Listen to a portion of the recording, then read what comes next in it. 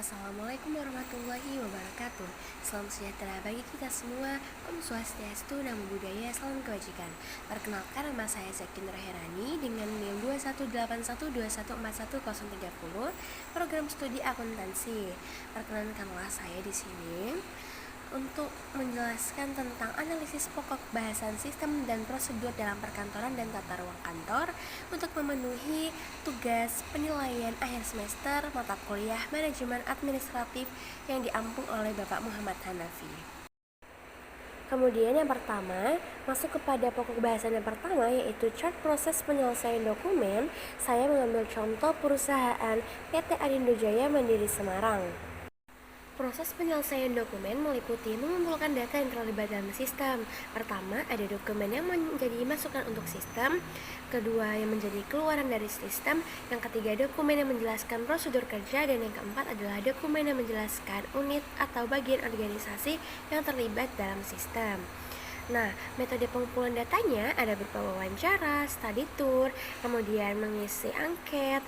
Nah, angketnya itu berupa daftar pertanyaan, kemudian vendor presentation atau presentasi penjual, kemudian pengumpulan dokumen, diskusi pertemuan dalam suatu rapat, atau pengambilan contoh.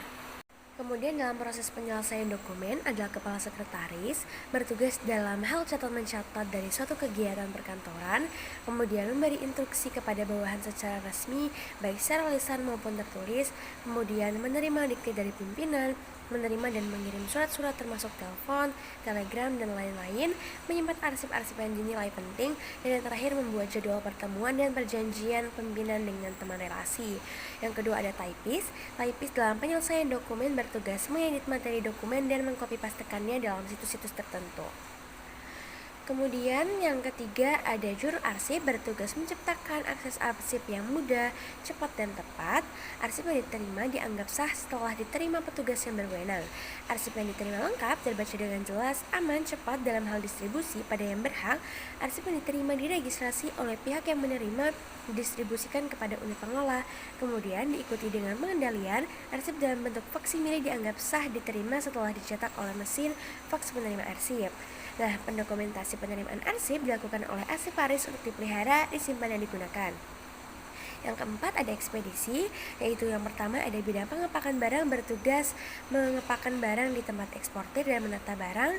Kemudian ada bidang muat barang bertugas dan bertanggung jawab atas pemuatan barang ke kontainer dan pemuatan ke atas kapal.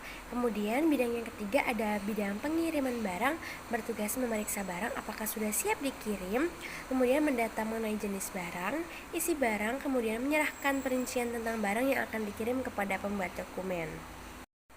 Kemudian yang kedua adalah hasil dari pengamatan gerak tangan seorang pimpinan saat melaksanakan tanda tangan dengan menggunakan tablik. Saya mengamati seorang kepala sekolah saat membubuhkan tanda tangan. Nah, hal pertama yang dilakukan adalah find, yaitu menemukan pulpen yang akan digunakan untuk tanda tangan. Kemudian memilih benda yang akan digunakan, kemudian meletakkan pulpen di atas kertas yang ingin dibubuhkan tanda tangan, kemudian menggunakan pulpen sesuai fungsinya.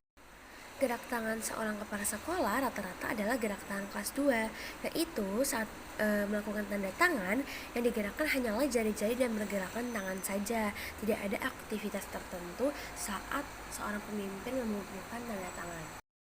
Kemudian masuk kepada pokok bahasan yang ketiga adalah konsep tata ruang kantor. Nah, dalam konsep tata ruang kantor ini saya mengambil perusahaan PT Gojek.